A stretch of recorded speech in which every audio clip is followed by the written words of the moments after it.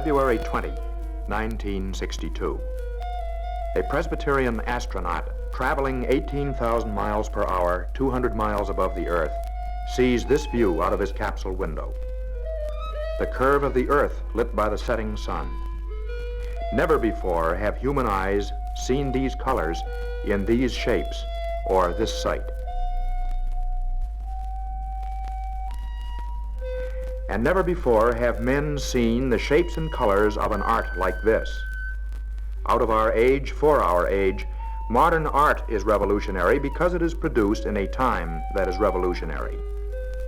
The prophetic visual art of today is produced by highly trained, sensitive people whose dedication to seeing helps us to see our age.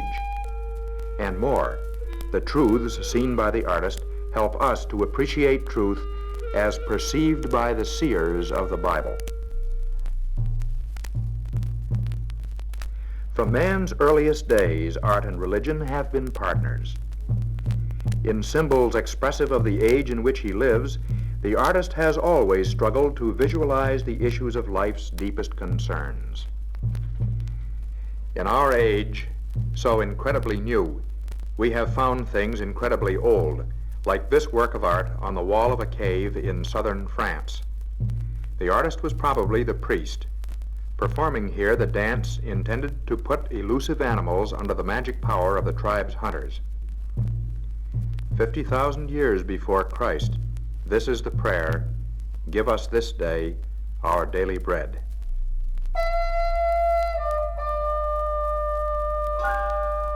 Mankind matured, and the artist continued to symbolize the yearnings and dogmas of religion. In Egypt, the artist depicted the destiny of man after death in symbols appropriate to that particular time and place. And the artist's depictions of the once mighty gods of buried Babylon make us thoughtful about the gods we worship today.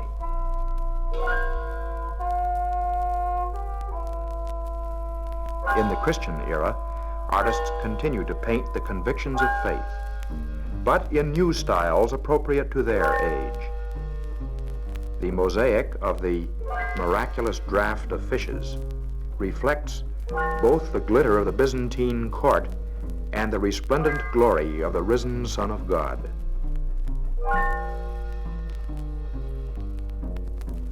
Style changes as history changes. In the Middle Ages, artists made of the church one great picture book of the Bible, telling the story of faith in stone and glass. As the rays of the sun brought to glowing life the story in glass, it was almost as though the God of creation were himself assisting in the completion of the work. The Protestant Reformation brought with it a distrust of luxury and indulgence in grandiose works of art. Protestant churches no longer commissioned individual artists. Yet the Dutch artist Rembrandt painted a Christ whose humanity reflected the spirit of the Protestant times.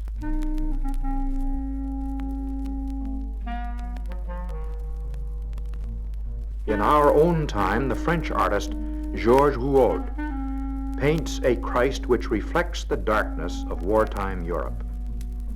A friend of leading Christian philosophers, Rouault painted canvases profoundly biblical in spirit.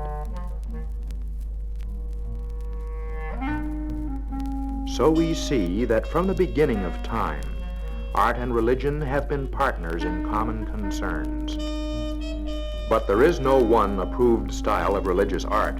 The artist expresses his insights in a style appropriate to his own time and often ahead of his time.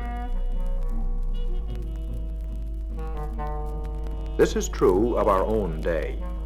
The invention of the camera has destroyed the artist's interest in surface appearances. He is free to do what the Bible does, to probe beneath the surface of life, to reveal essential truths and essential structures in symbols appropriate to our own day. The Italian painter Alberto Burri was once a doctor, and his haunting colors and shapes are memories of healing incisions, gauze, and stitchings. But but they are also symbols of machine gun bullet holes in the backs of common men, an all too common motif of our day. The whole temper of our times encourages artists to probe beneath life's surface, a temper reflected in the revolutionary work of the Jewish physician Sigmund Freud.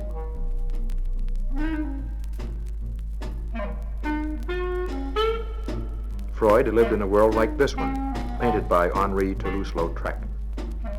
On the surface, life was prosperous, pious, and proper. But when these people opened their hearts to Dr. Freud, he found under the surface proprieties of their lives a seething jungle of lust, anger, and death. It was a society of whitewashed tombs that caused the Danish prophet Søren Kierkegaard to exclaim about the twaddle into which Christianity has sunk. Freud did not like the churches of his time because they protected people from reality and discouraged them from seeing themselves and their world.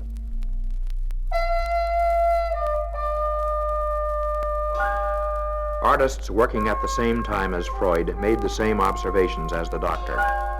In Belgium, the artist James Ensor looked deep into the heart of the society around him and painted this comment on what he saw. Men wear masks, he says.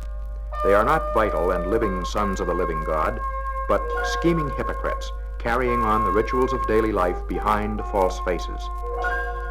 Like Freud and the Hebrew prophets, Ensor knew that private falseness is inseparable from corporate corruption.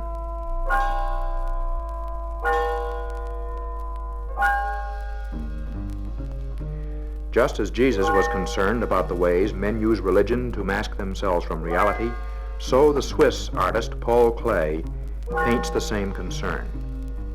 This watercolor is entitled Mask of Fear. Listen and look, the artist seems to say. Fear is the prison keeper of the soul. Fear holds up its hand in warning and says, we have gone far enough. There are ideas we must not touch.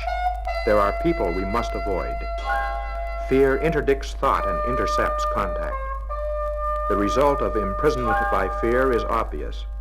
We are isolated from others and from ideas. We are limited in our actions. We are made suspicious of those who do not share our imprisonment. That this plays havoc with moral idealism and courageous action is too plain to need extended comment. See the sharp arrow? Perhaps this symbolizes the migraine headache that strikes when we dare not recognize our barbaric angers and hates.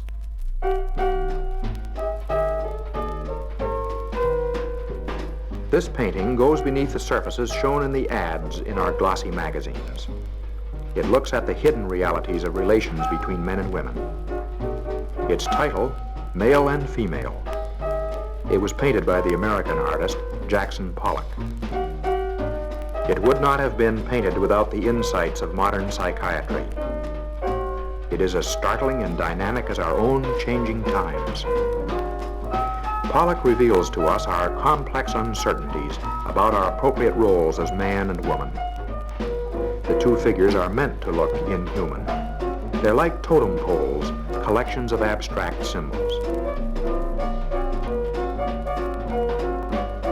The male on the right is covered with columns of arithmetic. The female is a collection of bosoms, wombs, and false eyelashes. These visual symbols parallel a truth described by the psychiatrist Erich Fromm. Even in courtship and marriage, he says, we deal with each other on the basis of advertising, marketing, and investment. We regard each other as collections of symbols, as commodities, made up of education, looks, income, chances for success. In courtship, we try to meet higher-priced packages to make a profitable exchange. This inhuman abstraction of relationships is what both men comment upon in their work.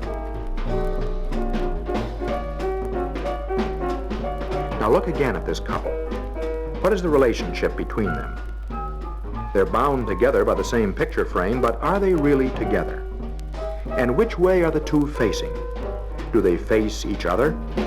Are they facing left or right? Do they face in the same direction at all? And aren't these the questions in any courtship or marriage.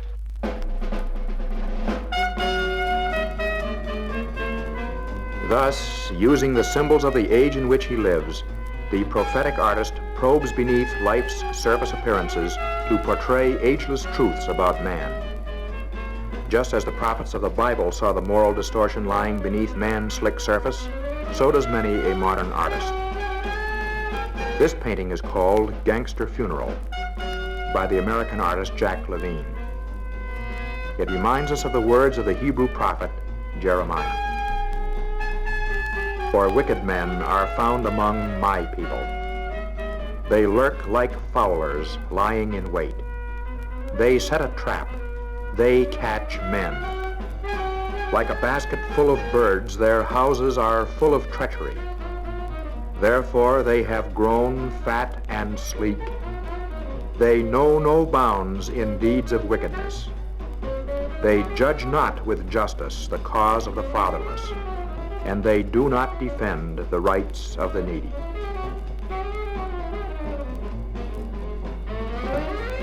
A camera might show these men as solid, respectable citizens, but the artist sees with the eye of a prophet, deep into the heart of their reality.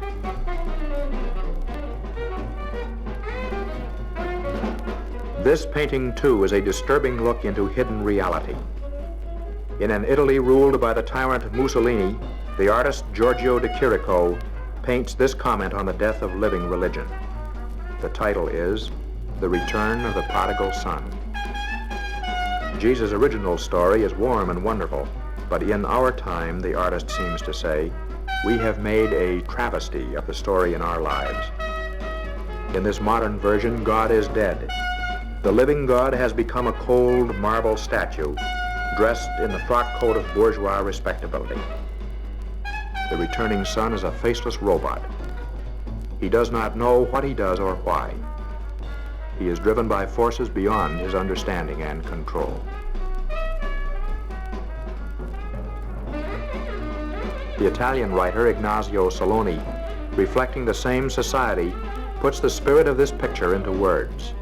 He writes, "We live in a society which has no place for free men. The only priests who are tolerated are those who put their religion at the service of the government and the bank. The only artists who are tolerated are those who sell their art. In the face of all this concern for miserable material advantage, I ask myself, where then is the Lord? Why has he abandoned us? If he is not a human invention, if he is a reality, where is he now?"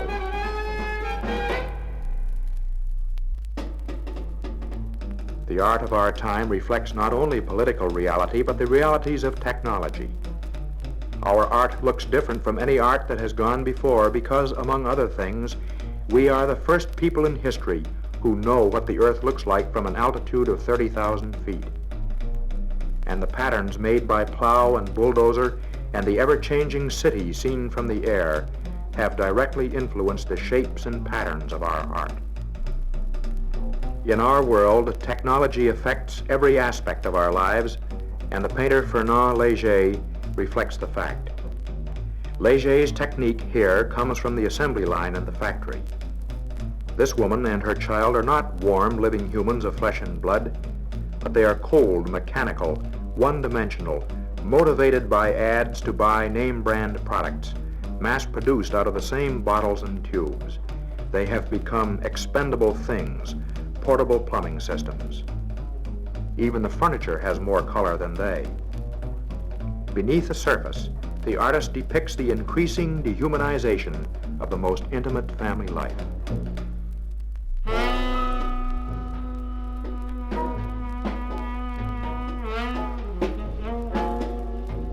The distortion of persons in our technical world is reflected especially in the way we use women. Everywhere, the image of desirable woman is peddled to soothe, to stimulate, to sell. Here, the Dutch-American artist Willem de Koning probes beneath the glamour to reflect the fact. Here, he meditates on the pale mass of confusion a woman can become. The title, Marilyn Monroe. The painting is a tragic comment on the insubstantial glamour so many of us think of as woman. Here is an imaginary goddess of love in impossible technicolor, the bearer of impossible dreams, the product of publicity, photography, and makeup. This is the siren of Never Never Land, the product and victim of public and private fantasy. Erich Fromm points out that man is called to love people and use things. But modern man, even in love and religion, loves things and uses people.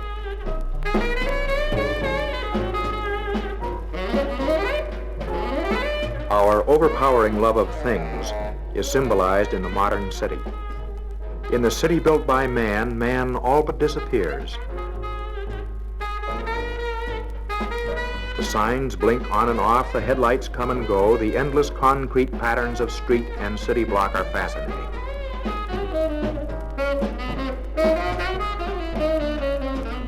But man himself is a hardly visible blur.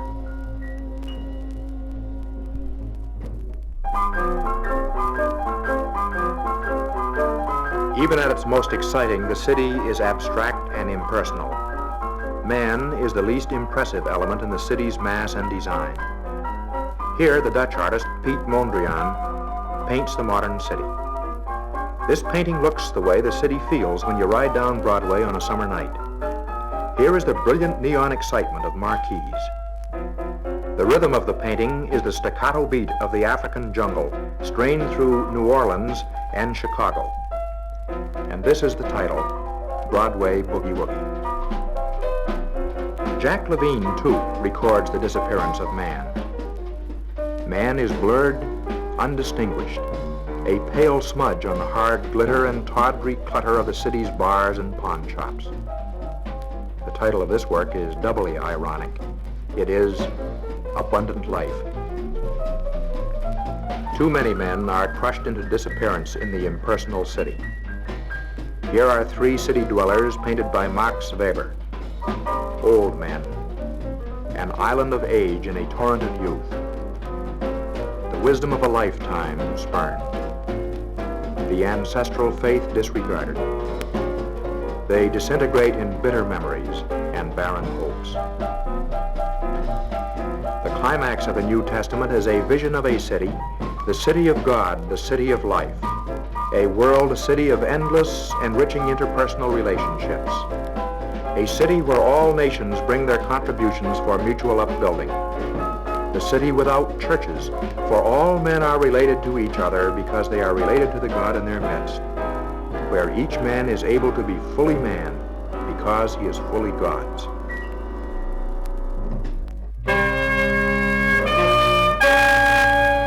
But the modern city is not a community, it is a target. Men in other cities envy and fear our cities with their competitive drive, seductive wealth, and technical prowess. So together the men of the cities have developed the means of their mutual destruction and disappearance. Weapons bearing the names of the old pagan gods, as tall as the city's buildings.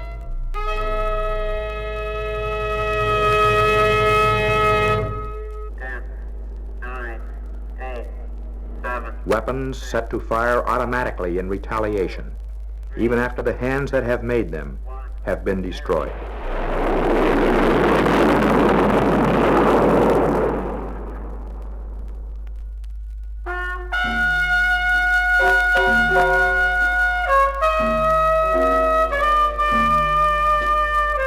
The artist knows, sees, and paints these things. Threatened with destruction by the weapons of distorted man, the artist paints his witness to the biblical truth of the reality of evil. Much of modern art has its roots in the mud of the trenches of the First World War, and here, out of his own memories, Fernand Léger paints the card players. Even in this leisure moment, these three men are fragmented, broken, like a junk pile of discarded machinery. Emotionally, this picture of modern man, fragmented by the evil of modern war, is as disturbingly realistic as the word pictures in the Bible's book of the Revelation.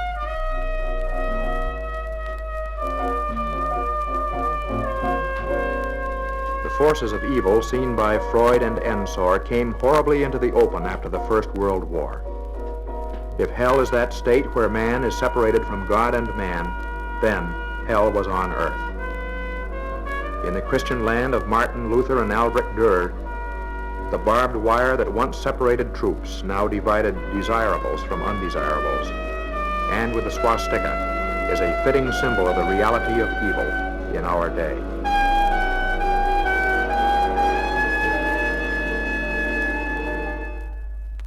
Unsere teure Heimat, unser teures deutsches Reich, Sieg heil!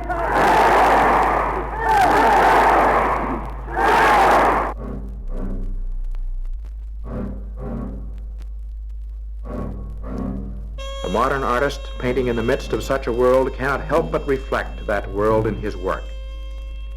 On occasion, even more than the church, artists stand as witnesses against the barbaric evil of life lived under any system where man is dehumanized or made a thing.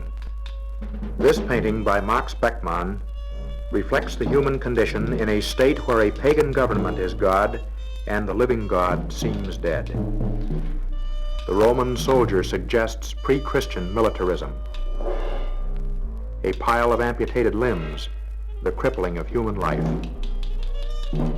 The woman abused and handcuffed, life degraded.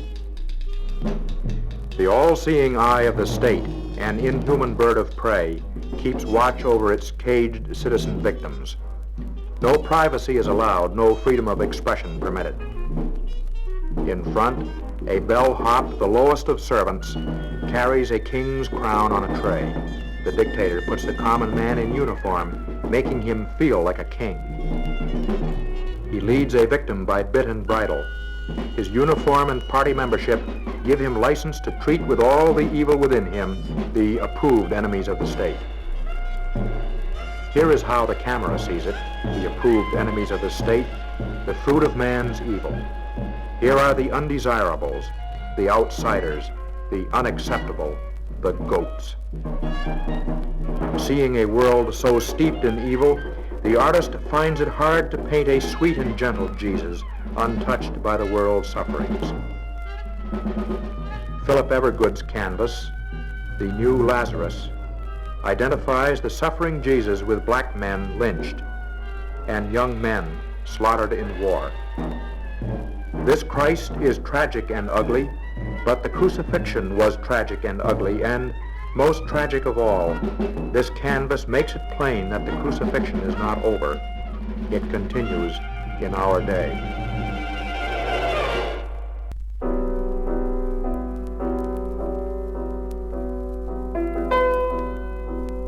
Our day, in a real sense, began on the evil day immortalized in this painting by Picasso in April 1937. On this day, Nazi airmen flying for the Spanish dictator Franco performed history's first saturation bombing of an undefended city. The city was Guernica, and it gave its name to this painting. Painted 7 long years before Hiroshima, the painting has been called an explosion of rage and pain with which Picasso reacted to one tragedy and gave instant warning of another. It looks like an explosion. It is wild and disordered, and rightly so, for it came out of an experience like this.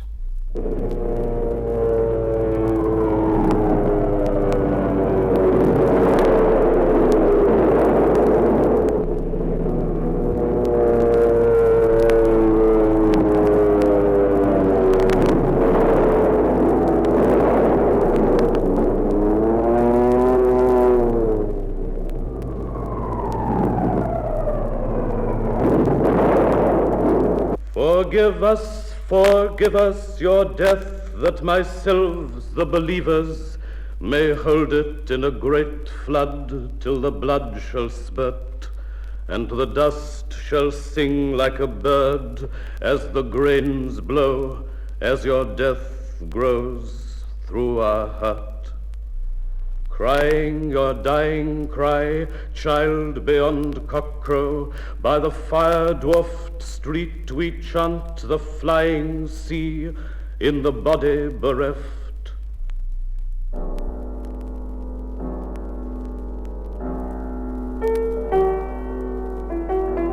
Thus the Welsh poet Dylan Thomas witnesses with Picasso to the evil of modern man at war. Let's look at the painting again.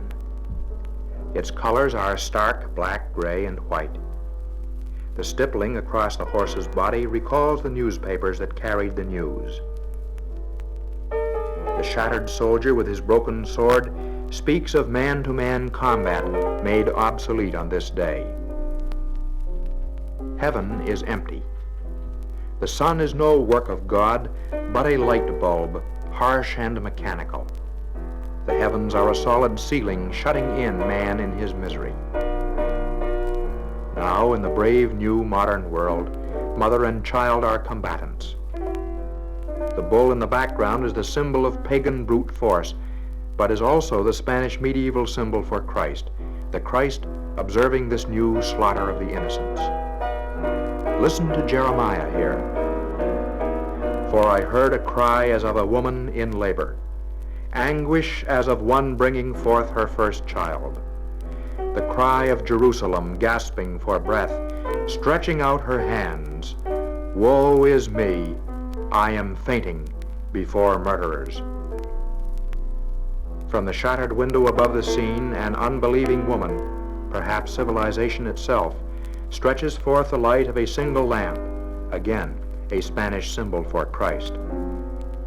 The theologian Paul Tillich calls this a great Protestant painting, which reveals sharply man's predicament in the modern world.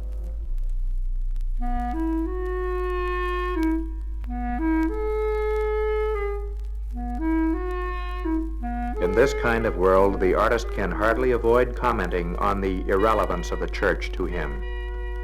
Often, when artists paint the actual events of the Bible, they do so in a wistful style, as though Christianity were a curious but colorful antique, a thing outworn. This crucifixion by David Aronson is sensitive and gem-like, but in spirit it is like a medieval manuscript. It seems to challenge the churches to release the spirit of the risen Christ from the imprisonment of ancient ceremonial wrappings. Too many churches are like today's Russian churches, lovely buildings, but museums of religion, filled with relics of a long dead past, not witnesses to a living faith. So it is with Rouault's great works. Magnificent technically, in some ways Rouault's work points back to a long dead age of faith, seeming to say that Christianity is impossible under present conditions. It is no accident that Rouault's work reminds us of stained glass windows. The painter himself has said, "I do not feel as though I belong to this modern life. My real life is back in the age of the cathedrals." Yet the way in which Rouault distorts and breaks traditional forms suggests that he feels a need to break into a new world in which men will feel the gospel in a fresh, keen way. So often the modern church seems utterly ridiculous. Here, Paul Klee presents us with a view of a Lamb of God, which supposedly is the nature you and I share. Instead of living in the joyous freedom of the responsible Christian man, this arid person staggers along under crushing cobwebs of guilt. Instead of living in the world as Christ's adventurer, this Christian has become a specialist in petty peccadillos. Instead of working its witness in the world, the church worries along blindly under a fog of little sins, as though Christ never arose, as though Paul never mentioned justification by faith. Klee, seeing the world and knowing the gospel, chides the church here for its failure to be what it claims. But he does not do so in a heavy sermonic style. Like most profoundly religious men, Klee has a gift for the comic and the satiric, a gift which he employs fully in this picture.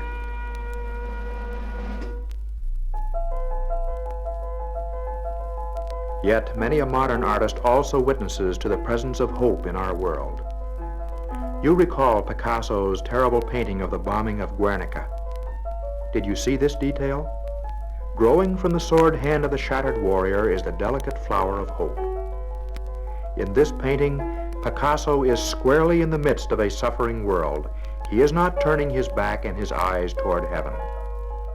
Like Jeremiah, he is not seeking to escape from the world of harsh realities into the realm of sweet feelings. That the artist can squarely face the depths of evil in the world and still paint the small, sturdy flower of new life, in this, he shows forth a stance close to the Christian.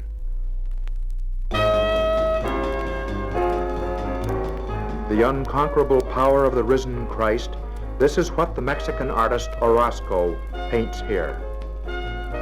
Christ's blackened feet testify to the agony his love has led him through. Yet Christ rises vigorous from cross and tomb to judge all the loyalties men put before him: technology, military power, pagan gods, even the church itself, of which men so often make a club and a fetish. We know from events in Russia that Christ can give up his church to purification when it makes light of his judgment. But even in Russia, Christ continues to live. Not many artists find it easy to paint the specific surface details describing the biblical event. In a profound sense, to do only that is highly unbiblical, for the Bible itself is less concerned with the surface details of events than it is with the truth and meaning that underlie events. And so is the modern artist, like Hans Hofmann, who paints here Easter. Remember, no one knows what Easter actually looked like. No photographer was on hand, and the Bible furnishes us with contradictory and scanty detail. But our faith is not founded on superficial detail. Easter is less of the eyes and more of the heart and mind. For the church, Easter is a fact of history, but it is also an inner fact of tremendous outer consequences, and this is what the artist has painted. Look at the blackness in this painting and think of the blackness we have seen in the world, blackness Jesus knew in his world. Men behind masks of fear, men distorted by riches and power, violent men of the inhuman city, evil men and careless men and suffering men. And the light of Christ was for a while totally snuffed out by this darkness. It looked as though evil could conquer. But God raised him up. Look there at the frail fern-like spiral. It erupts out of the blackness with the coiled power of an atomic explosion. This is what Easter feels like to men of faith of any age. The living reality of Christ leaped from the tomb into all time, launching Paul into new orbit, and with him, men of every land and age, even to this very room.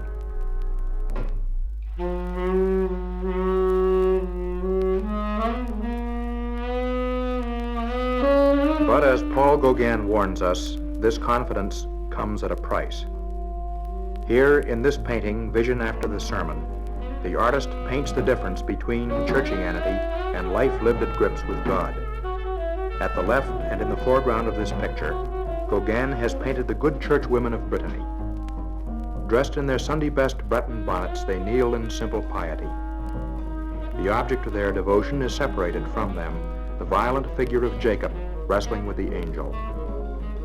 For the artist, the work had many wistful overtones, but the painting addresses itself to those of us kneeling with the ladies. In this world, it says, placid piety has never been enough.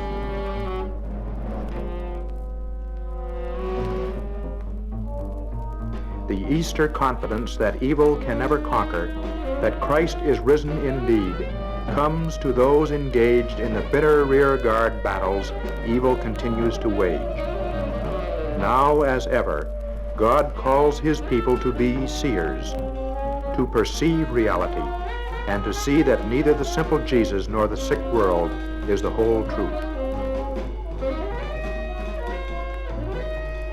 In this great time, God grips us in the desert darkness, startling us from sleep and dreams, urging us from our knees to wrestle with him, that we, his people, might know who we really are and whose we really are.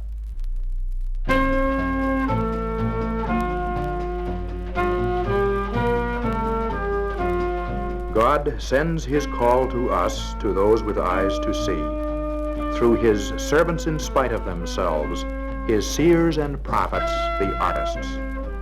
They speak to us in parables, in hidden and cryptic terms, as if the things of truth were too precious to be blatantly advertised.